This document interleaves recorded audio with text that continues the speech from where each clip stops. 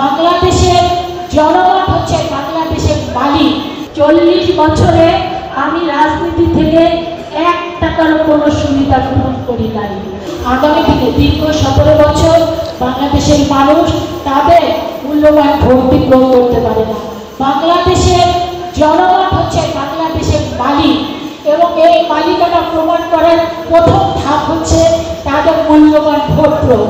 সেই জায়গায় কিন্তু দীর্ঘ 17 বছর বাংলাদেশের মানুষ বঞ্চিত ছিল।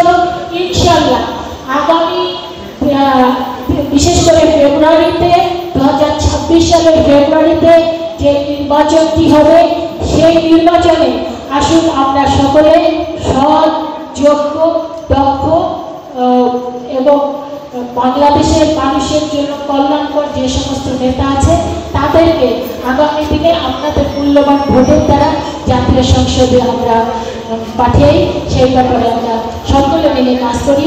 জীবনের সব আয়োজন এখানে একসাথে। আমাদের অ্যাক্টিভ চেয়ারম্যান জনাব তারেক রহমানের বাংলাদেশে কোনো বাড়ি নাই। তো এই সততার রাজনীতি আমাদেরকে আকৃষ্ট করেছে, আমাকে আকৃষ্ট করেছে। আমি সেই পথেই হাঁটতে চাই, আপনাদের কাছে দায়িত্বহীন ভাষায় বলতে চাই। 40 বছরে আমি রাজনীতি থেকে 1 টাকারও কোনো সুবিধা গ্রহণ করি নাই। আগামী 40 বছর বেঁচে থাকলেও আমি কোনোদিন রাজনীতি থেকে কিছু সুবিধা নিব না।